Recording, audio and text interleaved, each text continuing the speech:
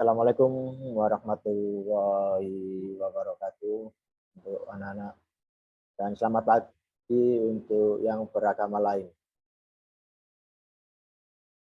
Sekarang sudah mulai menginjak hari puasa yang ke-14. Saya harap semuanya masih penuh untuk menjalankan ibadah puasa. Jadi nanti saya kasih trik atau tips menjaga kebugaran jasmani di saat berpuasa. Nah, nih, nanti di sini ada 5 tips tentang kebugaran jasmani dalam berpuasa. Yang pertama adalah pola makan sahur yang baik. Yang kedua nanti pola makan saat berbuka. Dan yang ketiga menjaga pola makan malam. Yang keempat aktivitas fisik minimal 30 menit. Dan yang terakhir menjaga pola tidur. Kenapa ini saya berikan materi seperti ini? Karena biar di dalam kondisi berpuasa kita tetap sehat dan bisa menjalankan ibadah puasa sampai 30 hari. Oke, yang masih belum masuk untuk join di link, segera join. Nah, yang sudah join, selamat datang di SMK Yapenas di dalam materi PJOK. Oke, saya terangkan tips menjaga kondisi kebugaran di bulan puasa. Di dalam kondisi berpuasa, pasti kita membutuhkan tenaga untuk menjalankan sekitar 8 sampai 9 jam ke depan. Yang pertama, pola makan sahur yang baik. Sahur memiliki peran yang sangat penting. Karena kalau kita tidak sahur, otomatis menjalankan berpuasa ini nanti bisa membatalkan berpuasa, mokel. Nah, seperti itu. Untuk menjaga stamina tubuh selama menjalankan ibadah puasa dan aktivitas ketika di siang hari. Untuk itu perbanyak konsumsi makanan yang tinggi serat. Jadi pada waktu sahur ya, jangan di siang bolong. Kok ono sing poso betul. Nah, contohnya yang berserat seperti buah, sayur, serta hindari makanan yang tinggi minyak karena akan menyumbat pembuluh darah dan menyebabkan kantuk di siang hari. Ini efek dari yang kita makan. Ya, ini pola makan sahur yang baik tadi juga berpengaruh di kondisi kita menjalankan berpuasa. Tentu kalau kita tidak sahur, otomatis laparnya akan semakin lama. Nah, seperti itu.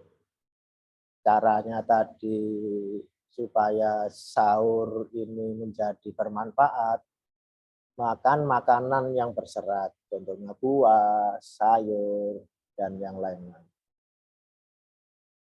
Untuk di sini ada menghitung kalori makanan. Nah, kenapa kok menghitung kalori makanan? Ini karena dibutuhkan untuk tubuh kita.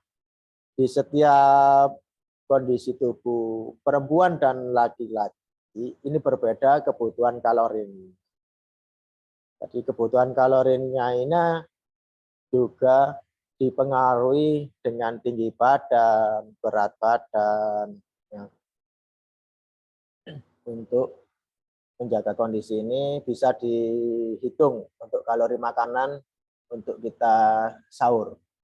Contoh, yang perempuan dalam satu hari membutuhkan 1.800 kalori. Kalau yang laki-laki berapa? Ada yang tahu mungkin? Ya. Yang laki-laki adalah 2.000 kalori. Sekitar 2.000 kalori untuk yang laki-laki. Nih. Pertama, ketahui angka tinggi badan kalian. Ya, tinggi badannya berapa? Terus berat ideal. Berat ideal di sini adalah tinggi badan dikurangi 100 cm. Contoh, berat badannya 150. Nah, dikurangi 100 berapa? Berarti berat idealnya adalah 50 kg. Itu berat ideal. Ya. BB ini berat badan ideal dengan rumus TB dikurangi 100 dikurangi 10% kali TB dikurangi 100. Itu muncul berat badan ideal. Nah, untuk menghitung kalori, nah, KKB laki-laki ada 30 kilokalori kali BBI, berat badan ideal tadi. Yang cewek atau wanita 25 kilokalori kali berat badan ideal. Jadi setiap individu itu berbeda. Berat badannya berpengaruh, tinggi badan juga berpengaruh. Nah, tuh.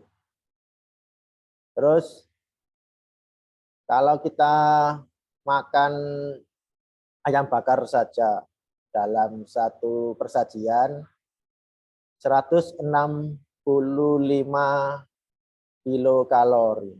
Berarti untuk mencapai yang cewek 1.800 kilokalori tadi, berapa makan ayam untuk mencapai 1.800 kalori tadi. Jadi itu ada nasi di sini ada 100 gram per kilo kalorinya. Di situ 204 kilokalori dalam satu porsi. Jadi ada nasi, ada lauk, itu untuk mencapai tadi 1.800 untuk yang cewek, yang cowok 2.000 kalori. Itu untuk tips dalam sahur supaya kita bisa menjalankan ibadah puasa sampai nanti maghrib. Berikutnya adalah pola saat berbuka. Nah, ini yang sering berburu-buru untuk berbuka tanpa menghiraukan kondisi perut atau kondisi tubuh kita saat berbuka. Ada yang mungkin langsung cari es, lihat-lihat yang seger-seger, itu langsung dimakan atau disantap dahuluan. Nah, padahal ini juga berpengaruh nanti terhadap kondisi tubuh yang sangat drop karena kita berpuasa dari sebelum subuh sampai sebelum maghrib atau sudah maghrib. Nah, yang pertama dilakukan adalah jangan langsung mengkonsumsi makanan yang banyak ketika berbuka puasa. Nah, ini akan menyebabkan perut menjadi sesak. Kalau sesak, otomatis mempengaruhi pergerakan kita dalam menjalankan ibadah. Sholat maghrib atau nanti sholat taraweh. Sehingga makanan secukupnya secara bertahap. Tapi tidak langsung makan banyak. Seperti kita melihat makanan itu seperti musuh kita. Langsung kita habisi. Ya, seperti itu. Yang pertama dimulai dengan mengkonsumsi air putih dan sedikit makanan manis. Kalau di Arab, biasanya itu makan 3 kurma. Supaya apa? Mengganti kondisi tubuh yang tadi berpuasa, karena kurma ini mengandung gula yang cepat diserap oleh tubuh. Nah ini pengaruhnya, kenapa kok berbukalah dengan yang manis-manis, ya seperti itu. Tapi bukan ya janji-janji yang manis, ya, seperti itu. Yang berikutnya dianjurkan untuk minum minuman hangat terlebih dahulu. Nah, sebab air hangat dapat lebih cepat mengembalikan suhu tubuh, sehingga organ di lambung dapat beradaptasi dengan baik setelah lama berpuasa. Ini dianjurkan untuk minum minuman yang hangat terlebih dahulu. Jangan yang dingin-dingin, karena kondisi tubuh kita drop, kalau dikasih air dingin akan malah menjadikan tubuh kita lemas. Berikutnya ada konsumsi makanan dan minuman bergizi. Nah, tadi ada di sahur tadi sudah dijelaskan tentang makan makanan buah dan sayur. Itu yang dimaksud makan makanan bergizi. Berikutnya, mengingat saat berpuasa tidak boleh makan dan minum dalam waktu yang telah ditentukan, maka beberapa zat dan tubuh akan meningkat daripada biasanya. Nih, yang tadi berpengaruh pada waktu minum hangat dan minum dingin. Bagi orang yang menjalani puasa, sangat dianjurkan mengkonsumsi makan makanan yang bergizi, bisa menopang kebutuhan zat pada waktu tubuh tetap terpenuhi. Berikutnya adalah tips menjaga pola makan. Nah, ini pola makan pada sahur dan berbuka ini harus dijaga. Makan malam terutama. Nah, kita tadi sudah berbuka, tapi pada malam hari kita nyemil. Nyemilnya ini nyemil yang berat-berat.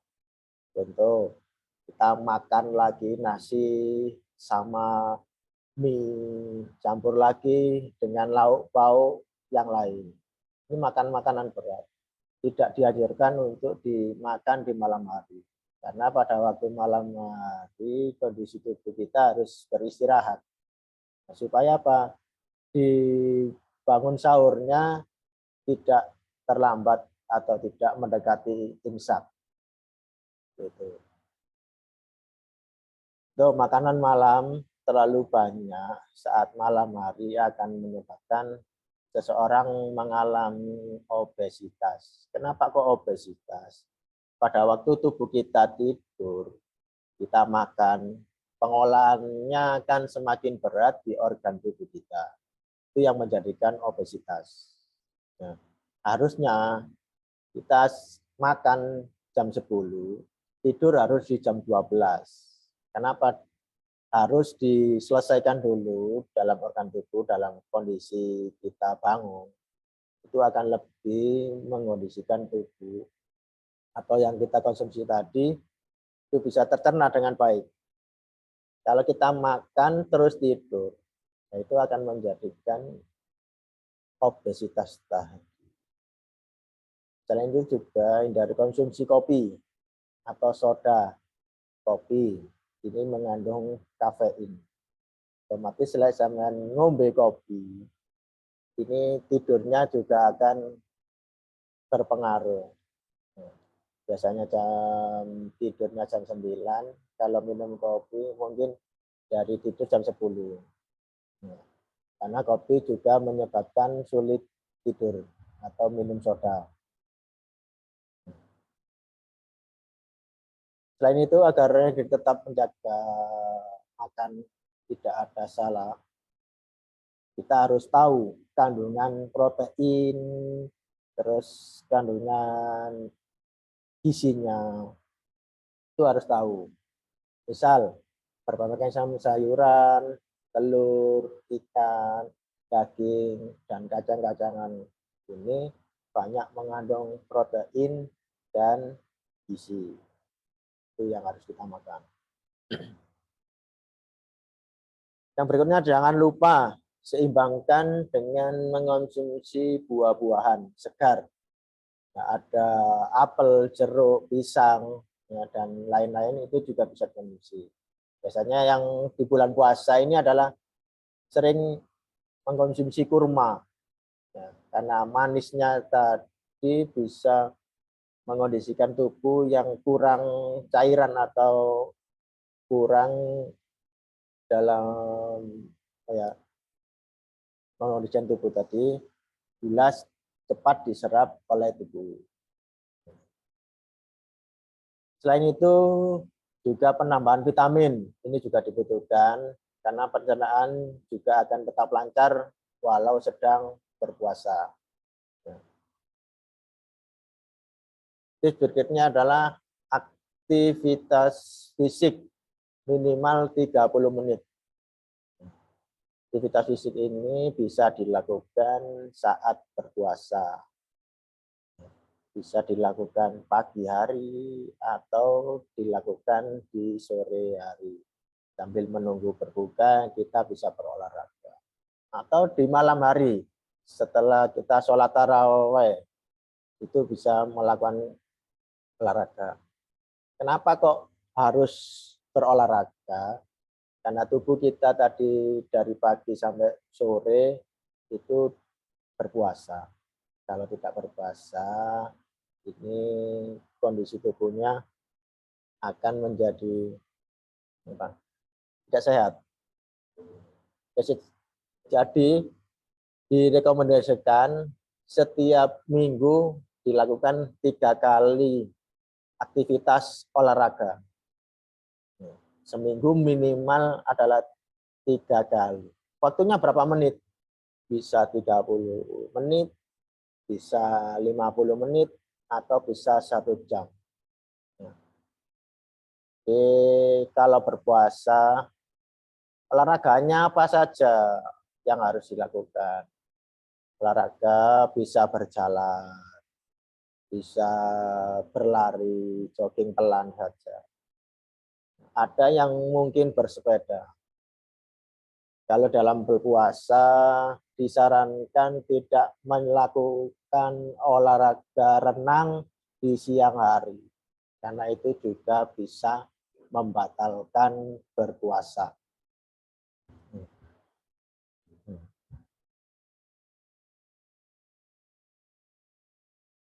Jadi tadi latihan 3 kali dalam seminggu, kalau latihan 30 menit, jadi 1 minggu kita melaksanakan olahraga sekitar 150 menit. Olahraga atau latihan yang berlebihan beresiko meningkatkan overtraining. Apabila ini terjadi dalam jangka panjang, maka bisa meningkatkan resiko kematian. Apa itu overtraining? Nah, overtraining di sini adalah melakukan gerakan olahraga terlalu lama dan tanpa istirahat. Untuk kita 1 minggu melaksanakan olahraga dan waktunya ini lebih dari 1 jam.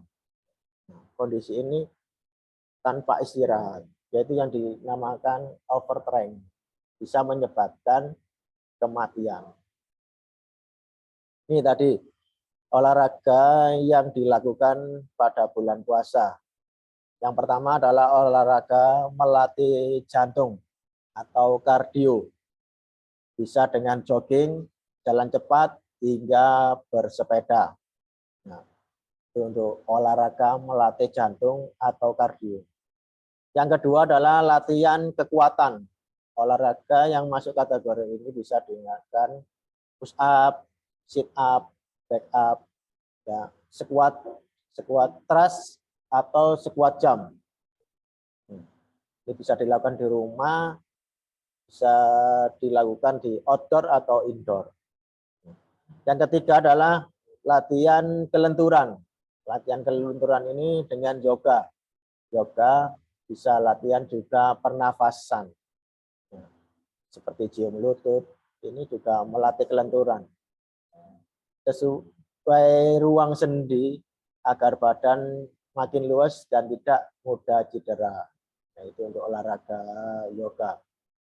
Berikutnya adalah tips menjaga kebugaran jasmani di bulan puasa, menjaga pola tidur.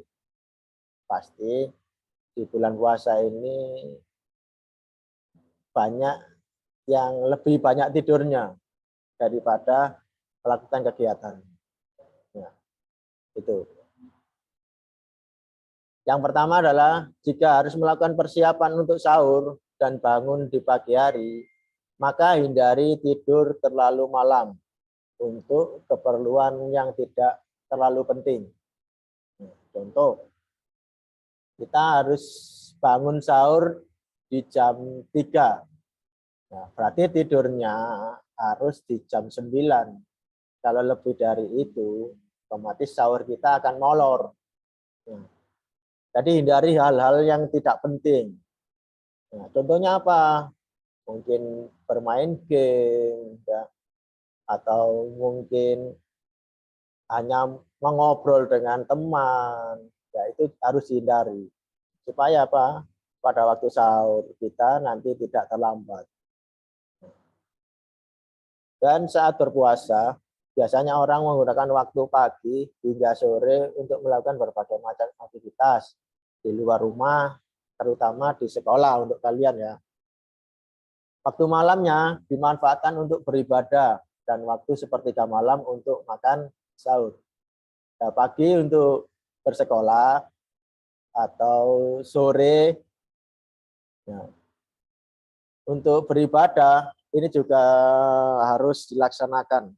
Ya, contohnya ibadah sunnah adalah sholat tarawih. Ini juga sama dengan berolahraga. Sama dengan berolahraga. Kenapa? Pada waktu makan berbuka tadi, makan makanan yang kita makan terlalu banyak.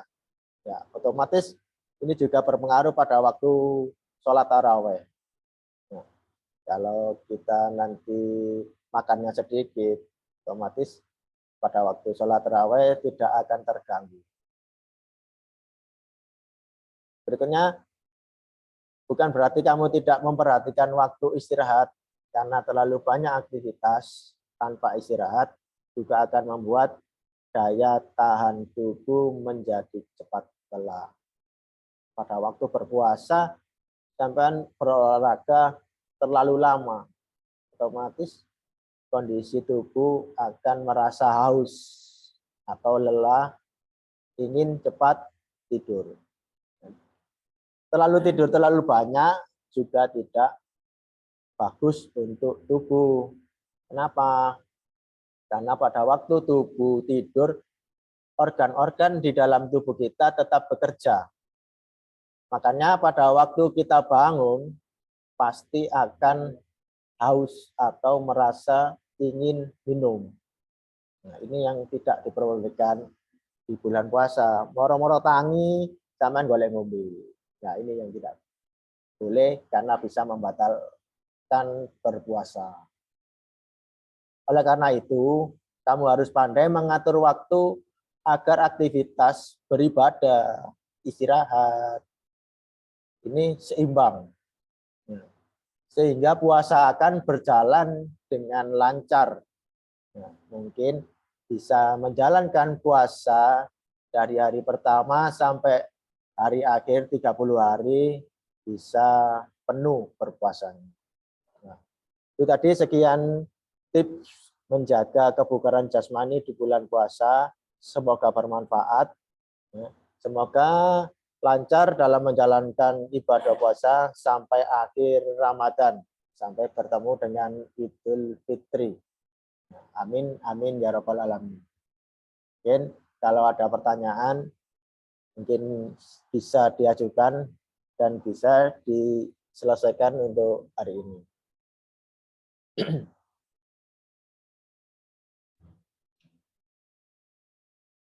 Oke, mungkin ada pertanyaan untuk anak-anak.